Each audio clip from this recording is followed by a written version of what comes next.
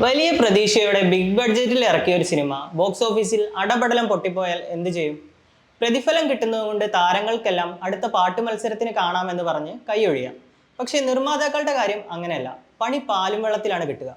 പറഞ്ഞു വരുന്നത് ഈ വർഷം ബോളിവുഡ് കണ്ട ഏറ്റവും വലിയ പരാജയ ചിത്രങ്ങളിലൊന്നായ ബഡേ മിയാൻ ചോട്ടെ മിയാൻ എന്ന സിനിമയെക്കുറിച്ചാണ്.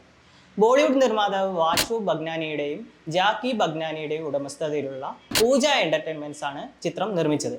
വലിയ മുതൽ മുടക്കിൽ പുറത്തിറങ്ങിയ സിനിമ ബോക്സ് ഓഫീസിൽ കനത്ത പരാജയം ഏറ്റുവാങ്ങിയതോടെ നിർമ്മാതാക്കൾ കടുത്ത സാമ്പത്തിക പ്രതിസന്ധിയിലായെന്നാണ് റിപ്പോർട്ട്.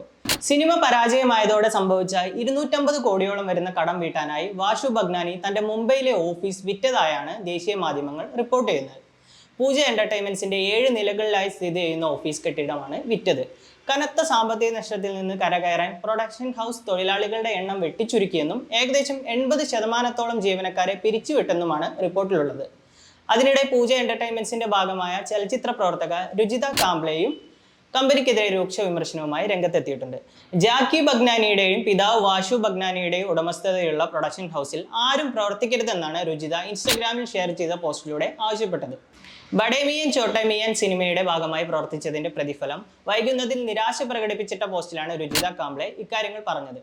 അധ്വാനിച്ചുണ്ടാക്കിയ പണം കിട്ടാനായി എന്റെ ടീമും സിനിമയിലെ മറ്റു അണിയറ പ്രവർത്തകരും പോരാടുന്നത് കണ്ടിട്ടാണ് ഈ പോസ്റ്റ് ഇടുന്നത്.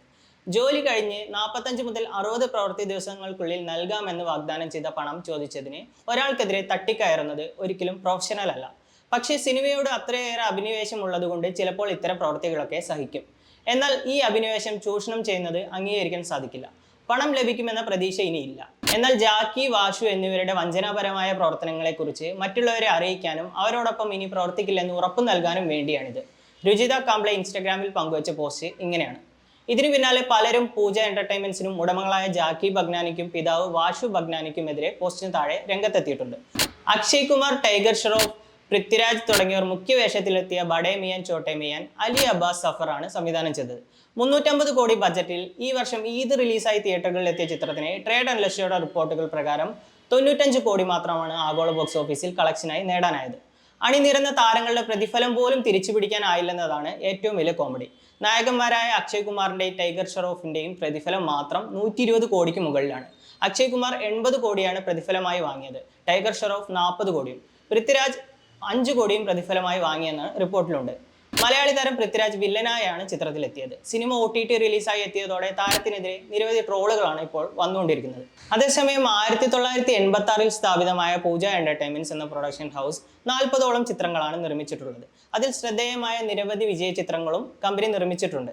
എന്നാൽ കോവിഡിന് ശേഷം തുടർച്ചയായ തിരിച്ചടിയാണ് പൂജ എന്റർടൈൻമെന്റ്സ് നേരിട്ടത്. ബഡേ മിയാന് മുമ്പ് ടൈഗർ ഷെറോഫിനെ നായകനാക്കി നിർമ്മിച്ച ഗൺപതും വലിയ പരാജയമായിരുന്നു. ട്രാക്കർമാരുടെ റിപ്പോർട്ട് അനുസരിച്ച് 200 കോടിയോളം ബജറ്റിൽ നിർമ്മിച്ച ചിത്രത്തിന് 14 കോടി മാത്രമാണ് ബോക്സ് ഓഫീസിൽ നേടാനായത്. അങ്ങനെ അടുത്ത കാലത്തായി ബിഗ് ബജറ്റിൽ ഇറങ്ങിയ സിനിമകളെല്ലാം പരാജയമായതോടെയാണ് പൂജ എന്റർടൈൻമെന്റ്സ് എന്ന പടക്കക്കട ഗുദാ ഹവയായത്.